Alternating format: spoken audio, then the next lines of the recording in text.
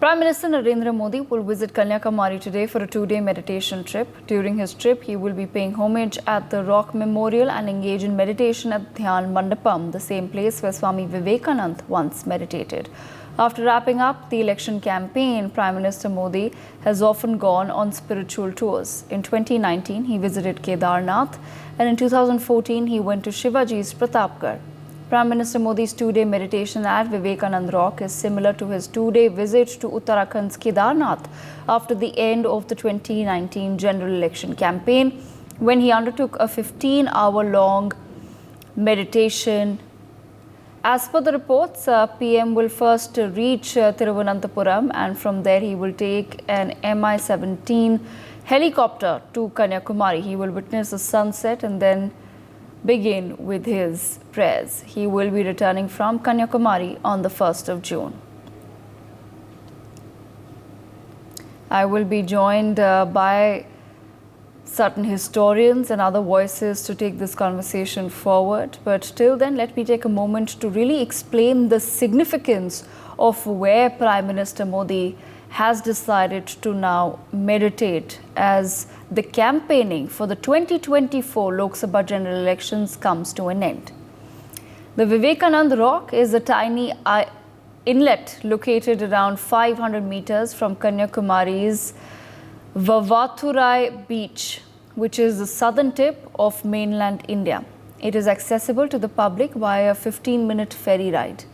In 1892, revered Hindu philosopher Swami Vivekananda also swam from the shores of Kanyakumari to the rocky islet to meditate. It was believed by his disciples that Vivekananda meditated at the islet for 3 days and 3 nights and attained enlightenment. When Ramakrishna Mission in Madras planned this memorial, the same time Kanyakumari committee was formed by a group of people which put up a memorial on the rock along with a pedestrian bridge leading to the same. This was not taken well by the local Catholic fishermen. To show the dissent, they planted a big cross upon the rock. This led to a wave of restlessness amongst the Hindus who considered the rock to be a holy place. After a lot of chaos and protests, the government realized that the rock had become a disputed area and thus compelled them to pass an official order. The order was passed by then Chief Minister of Tamil Nadu, Sri M. Bhaktavastalam. It stated that although the rock was the Vivekananda rock, there would be no memorial constructed on it. It was only allowed to put up a tablet on the rock that stated that this was associated with Swami Vivekananda. Thus, with official permission, the tablet was installed on the rock on the 17th of January 1963. The Vivekananda Rock Memorial Organizing Committee was set up by Eknath Ramakrishna Ranade. He was an eminent Indian social and spiritual reformer, a senior pracharak of the Rashtriya Swayamsevak Sangh, and was profoundly influenced by the teachings of Swamiji. He played an instrumental role in setting this memorial up. So that, of course, was a little bit of an insight into the significance of the Vivekananda Memorial, where the Prime Minister will be for the next 2 days. Utpal Kaul, senior historian with us on the broadcast. Utpal Kaul, why do you think after Kedarnath in 2019, the Prime Minister has decided to make his way to a small islet near the tip of India, near Kanyakumari, to meditate for the next 2 days? Why do you think he has chosen the Vivekananda Memorial specifically as a place of meditation? Is there a message hidden here? Thank you very much for inviting me for this very important topic. Let me tell you that Swami Vivekananda was and became voice of India. And everybody know how he changed the narrative when he said, my brothers and sisters in Chicago. Second RSS chief, Guru Golwalkarji, was very much impressed, and he wanted to be the sadhu in sannyasi in Ramakrishna ashram. And we also know that it was Vivekananda ji who went to Kanyakumari, and he meditated and looking at Bharat Mata and telling that I am looking at Bharat Mata, and so he meditated, and he was not only a sadhu. He wanted independence of India. He wanted that the Sanatan Dharma, which is more than 10,000 years old, the message of peace, love must go, compassion from Hindu Dharma. And so he meditated at that point of time. And everybody knows that basically Narendra Modi ji is a pracharak of RSS. And I remember it was in 67, 69, a big project of RSS, which was initiated and duty was given, as you have said, Eknath Ranade ji. And I may tell you, I was in 7th class and I went door to door to collect 1 rupee. So at that time, it was 1 rupee for each family and 1 lakh rupee every state. Although it was most of the Congress states, but everybody respected Swami Vivekananda. Every state paid, barring few, 1 lakh rupee to build it. So it's a part of ours. It's a part of RSS ideology. And every Swayamsevak, it is their dream to go and pay homage to Swami Vivekananda and go to this rock memorial. And I was sure that Narendra Modi ji will one day go there, and he must have made many visits.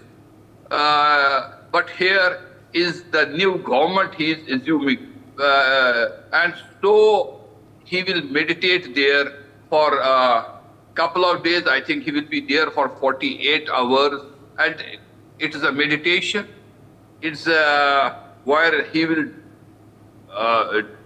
dream of Bharata, which Swami Vivekananda had in mind. And that must be the directive principle of state policy for the whole nation. And so I think it's a very, very positive thing that Narendra Modi ji has will go to Vivekananda Rock Memorial for meditation. All right, Atul Kaul, I'll bring you back into the conversation. Professor Madhav Lalapat also joining us on the phone line. Professor Lalapat, why do you feel that the Prime Minister has, for this round of the general elections, chosen this particular site, the Vivekananda Memorial, in the southern part of India? Last time around, he was in Kedarnath in northern India.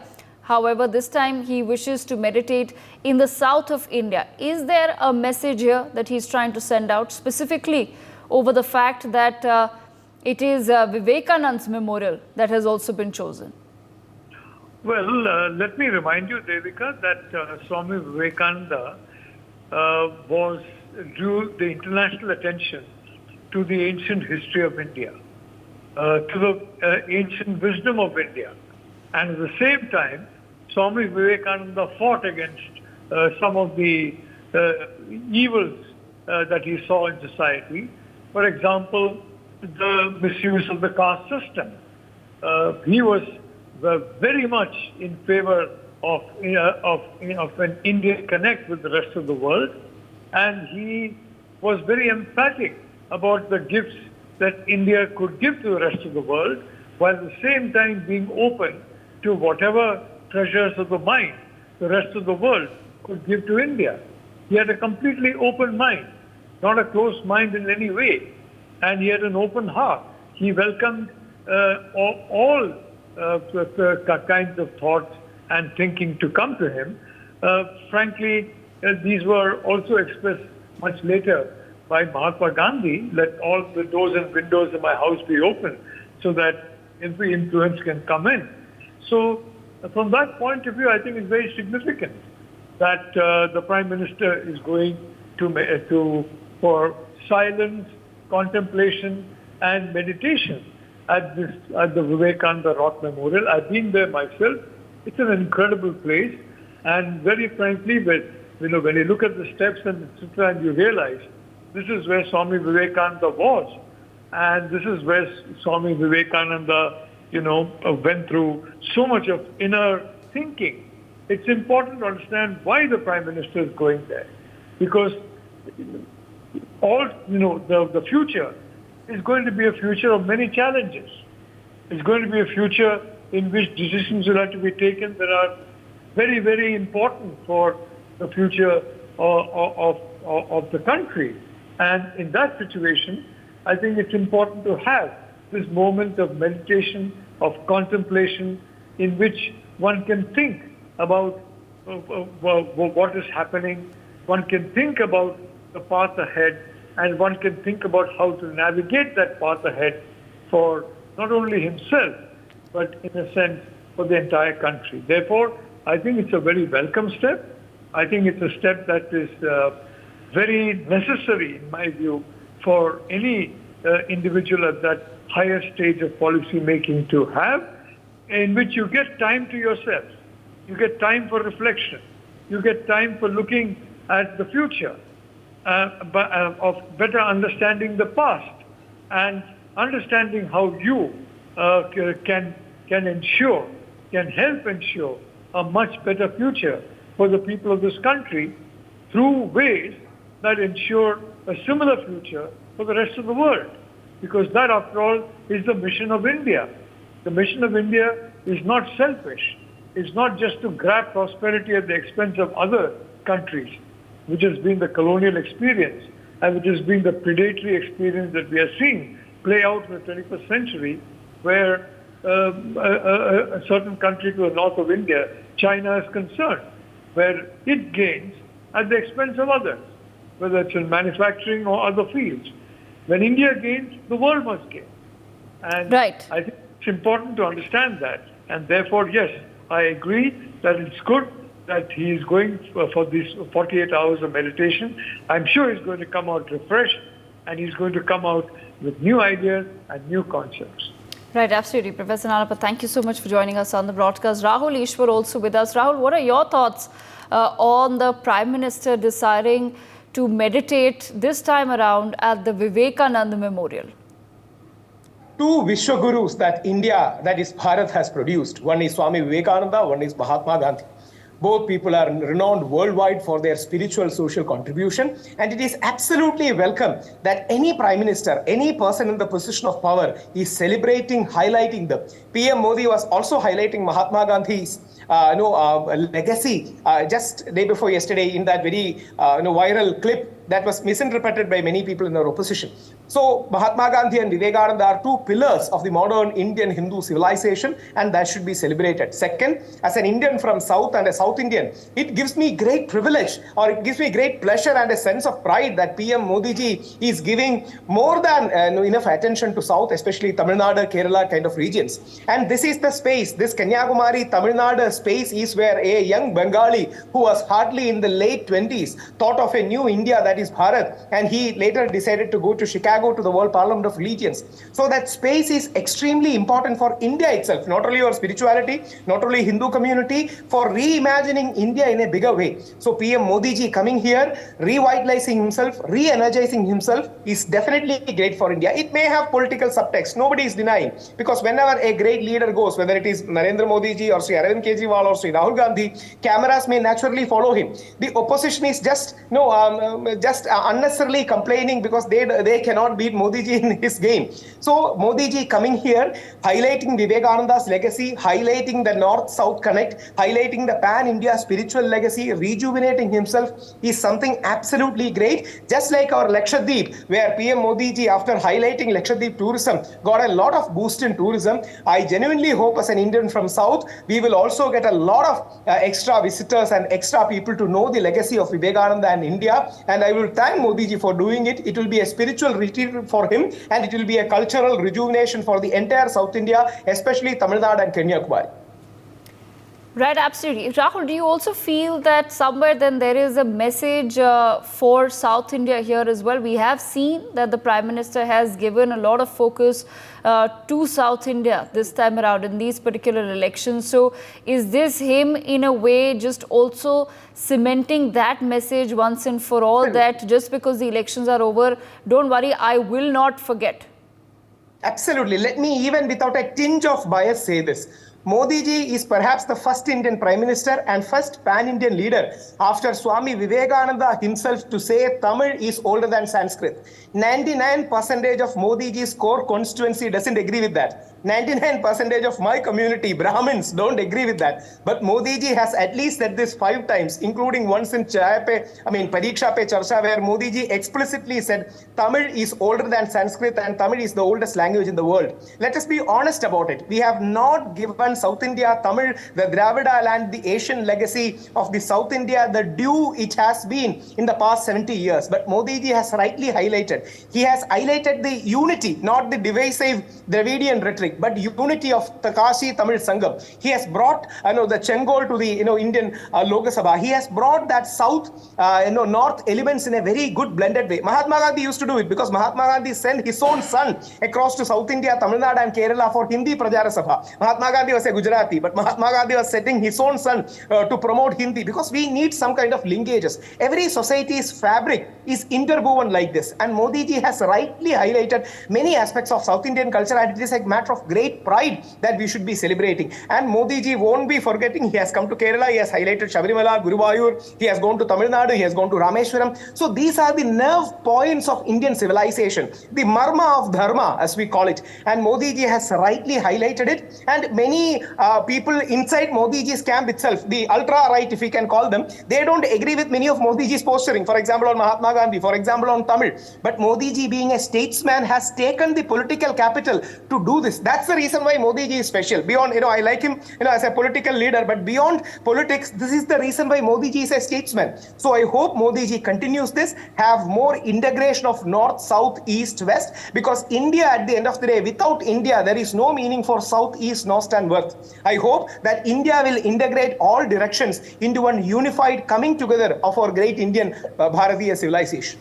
Okay, all right. I'm going to leave the last word with Utpal Kaul. Utpal Kaul, I just want to understand from you as well. Do you feel that somewhere there is a message for South India as well in terms of the Prime Minister's decision to choose this particular location? Yes, it is a message for South India, but at the same time, it is a message for the whole Bharat. I may tell you, Swami Vivekananda was Bengali, but went to meditate in Khir Bhavani in Srinagar and meditating at a rock memorial. Shankaracharya was from Kerala, and he went to Kedarnath and he went to Kashmir. So the background of Modi ji and his gurus are Swami Vivekananda, as Ravleshwar said, Mahatma Gandhi and Shankaracharya. So he is looking after each part like Kashmir, Tamil Nadu, Kerala. And I agree with Ravleshwar. Many times Modi ji said that Tamil is the oldest language in the world, of course, oldest language of India. And so I think there are also inroads going to happen in South India, particularly in Tamil Nadu and Kerala. Thank you. Right, absolutely. On that note, I thank all of our guests for joining us to take this particular conversation forward. Today evening, we will, of course, be discussing in length, in detail, the Prime Minister's schedule and what really is, of course, the issues that have been raised now by the opposition. But we leave it there for now. For more such videos, subscribe to the NewsX YouTube channel, hit the bell icon.